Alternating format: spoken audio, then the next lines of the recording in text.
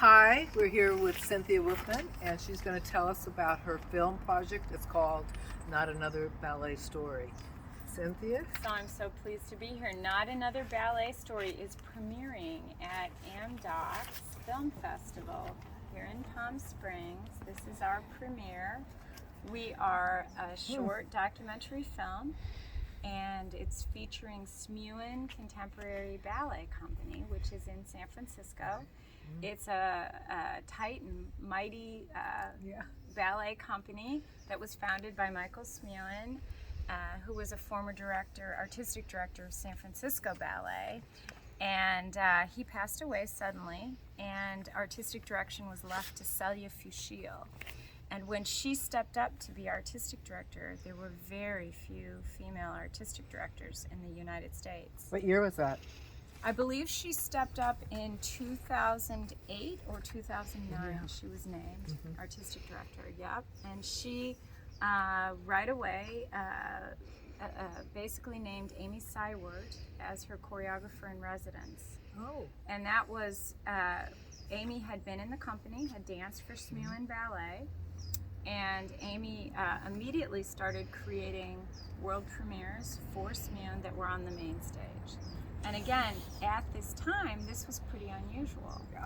And one of the key points that Amy brings up in our film is that for more than 10 years, almost 20 years, no ballet companies in the US were putting works created by women on the main stage. Right. No, we've seen more artistic directors that are women, but it's been very recent. It's been very recent. And is that because you think of the work that you're doing? Or? Oh, I wish. I can't say that at all. I can say that one of the things is the work of someone like Smuen Contemporary Ballet, who put women on the main stage, and Amy Seiwert, who is such a hardworking choreographer and has been attracted by companies across the United States to come work. And what we did is we had an opportunity to come create a documentary film, and we weren't sure what the perspective was going to be. With any documentary, it's not a scripted film. Right. So with any documentary, you go in, you are invited into the studio. We were welcomed by Celia and their executive director, whose name is Lori Lacroix. She's, the business side. So these two strong women who are running this beautiful company in San Francisco, allowed us a privileged space in the studio, privileged space behind the scenes, and we weren't sure what the story would be. Right. We really weren't sure when we came in for the documentary. How cool that it just organically became what it is. That's right. Yeah. That's right. Okay. Our director, whose name is Emily Packer, who has a beautiful background, numbers of films. One of the first reasons that I was initially attracted to having Emily Packer come join us and come be the documentarian was she had invited me to kind of talk and view and consult with her on a documentary film that she created she was the editor with another female director called When I'm Her. And When I'm Her follows a male ballet dancer from one of the top companies in New York City who struggled. He had a hard time. He faced some of the things we know that people face in ballet, men and women. And he left the company and started teaching as Madame Olga, as a character. She was an older Russian woman. He would put on not very attractive turban, not very attractive makeup, and his classes took off. Students came from everywhere. COVID fell, he taught online, and I thought, wow, what they did is they pulled out a story from this former dancer of how teaching ballet in character saved his life. And I thought, okay, we're gonna find a story. Smuen, and Smuen was graceful and hospitable, and we followed them.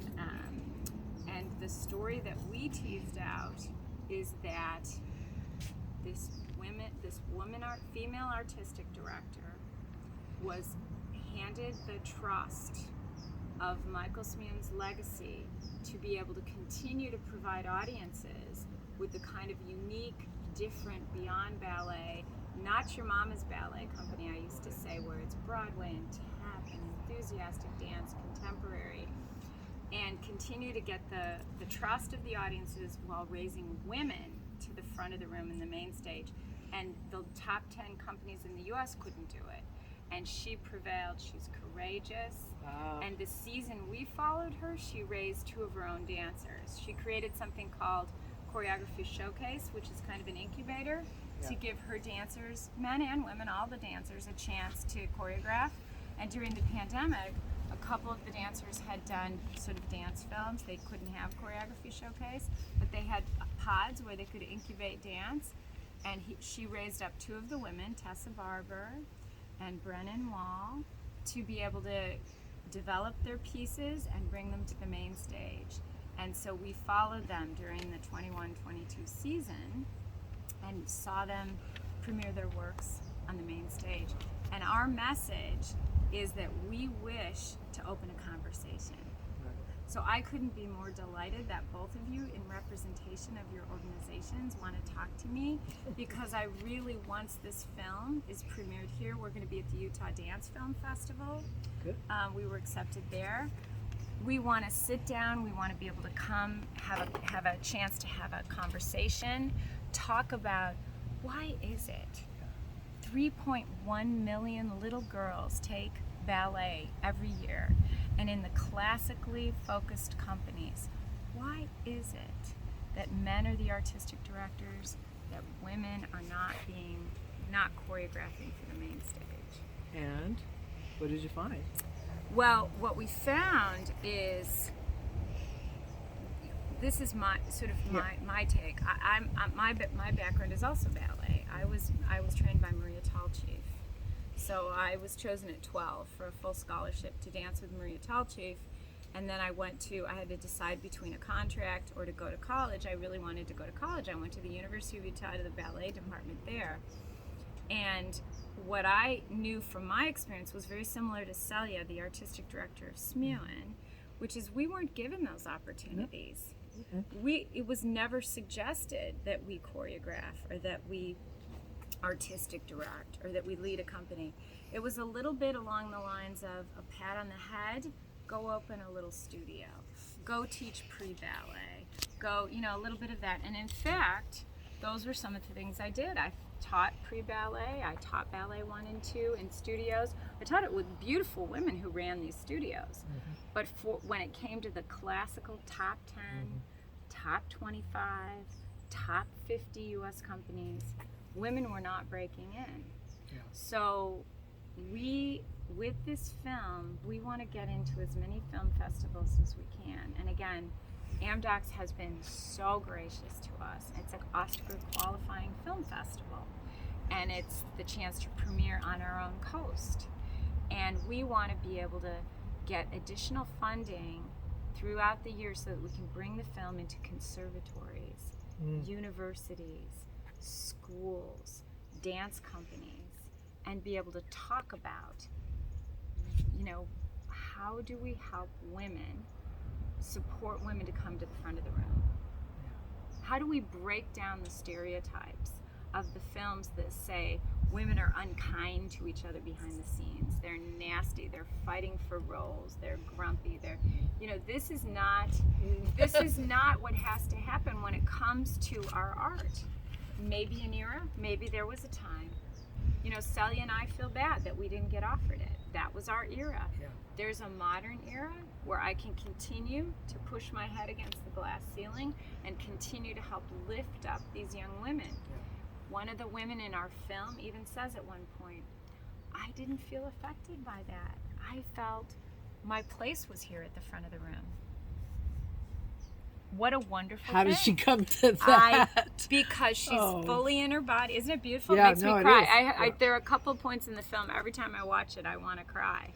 Because I'm so pleased and proud and enthusiastic for these young women. And I want to help them. I want to wrap our arms around them and say, we can do this. There's a project right now in Los Angeles where they're looking for women choreographers. So you see that opportunity at least being explored, Mm-hmm. but it's very recent. It's very recent. I had the pleasure of showing our film. We wanted to show it to the stars of our film, our featured Yeah. players, before we came here. They hadn't seen the final cut. So we had Brennan and Tessa and Brandon, who was male, one of the male dancers, who spoke to us, and we had Amy Seiwert and the director of the film, Emily Packer, and myself, and we were all on Zoom. We presented the film. And one of the things that Amy said, so I'll tear back the curtain a little bit because all three of us are dancers, and we know backstage too. She said, be sure that when you speak to press, you remind them that since 2008 I have been talking about this. She was Amy Seiwert was interviewed by the New York Times in 2008 talking about why is it that women are not choreographing for the main stage. Right. And she said, Cynthia, this is not a new conversation. Yeah. But ballet is particularly difficult for women. Yes. I mean, you have more contemporary positions that will, you can see women on television even, but you don't see them Not in classical ballet. companies, no. Yeah. So two things that I think about so frequently.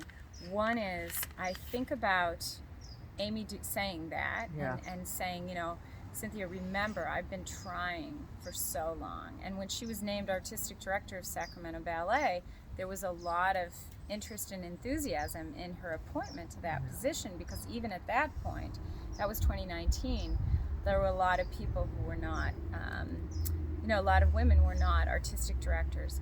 And so what I do think about is sometimes one must have the right time and the right vehicle and the right voice and the right message. And what we're trying to do is give voice to something. I want to honor and acknowledge that women have been talking about this for a long time. Oh, I bet. But I also want to be a ballerina, and I want to be graceful and hospitable.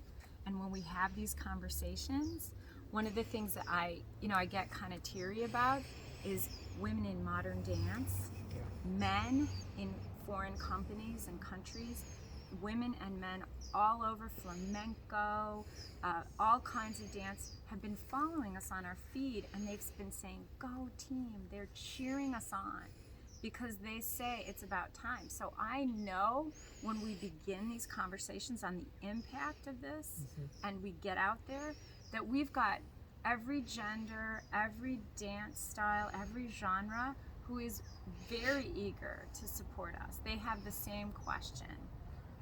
So maybe it wasn't just a gender issue. It was more who you know, or do you think that was part of it? Yeah, it's interesting. One of the things that we have a quote that we put up on screen during the film, which is midway through the film, which is, the female ballet dancer is subject to the male gaze when a male is doing the choreography, doing the work on the female. And that the subject of the male gaze is a really big point about the female dancer. There she is on point. Well, there that's she balancing. Yeah, she is in a tutu. The male is, this is the male's job. And the female is doing all the work, the fouettes and all of the really hard point work. No diss on males, because males are insanely athletic today. And gorgeous. But when a female is, I'm only talking about a point in time when it's incredibly classical and they're subject to the male gaze, I wonder if that, put us in a little bit of a box. And so, whereas with modern and with Martha Graham and with Merce Cunningham and with some of the other just really broken open kinds of contemporary dance, there was not necessarily one gendered gaze or another. But it was a rebellion. I mean, modern dance. It was a rebellion. And so you need that.